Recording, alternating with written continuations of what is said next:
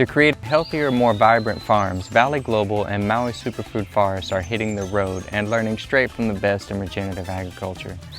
This time, we connected with Ryan at Oko'a Farms to soak up his hands-on wisdom.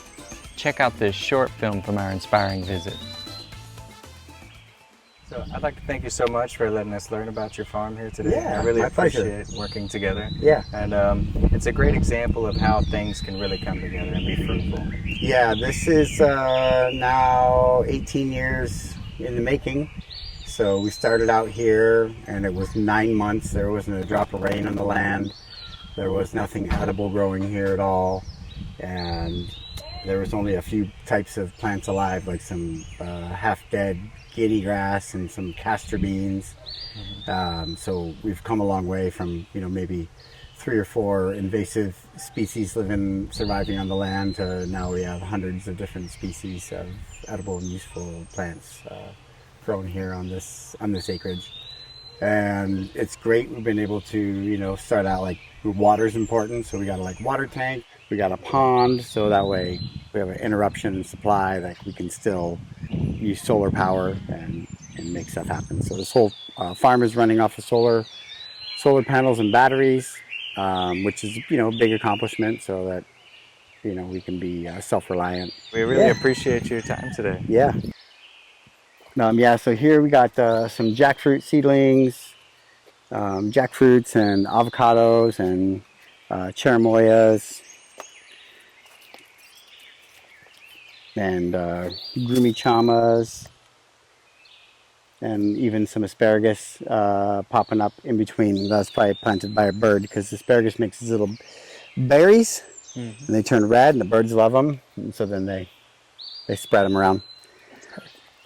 Here we got some breadfruit, more jackfruit. Oh, beautiful. I do love the breadfruit. Yeah, that's some food right there. I love it.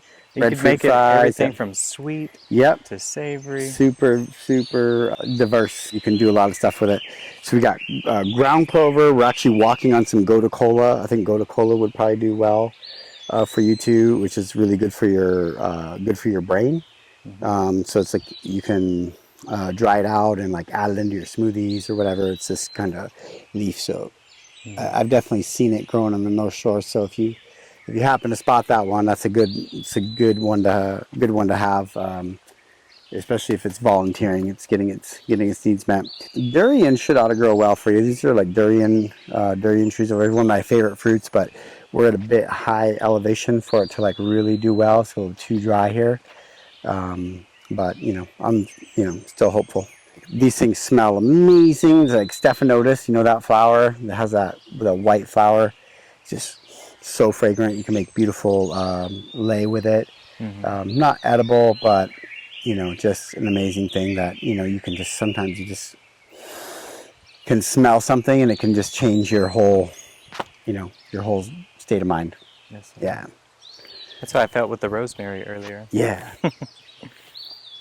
So yeah, more avocados. You got more mango trees in here. Ashwagandha. These are chico sapodillas, which also is a good one that I would recommend for long term. It can make up to 4 crops a year, like at sea level. If you get a good chico, you are in bliss, to be able to experience that. Get ready. We're traveling the world to visit incredible farms like Oko'a Farms and beyond. We're soaking up their best practices to build our own sustainable dream from right here. Want to join the journey? Head to valleyglobal.org and support us.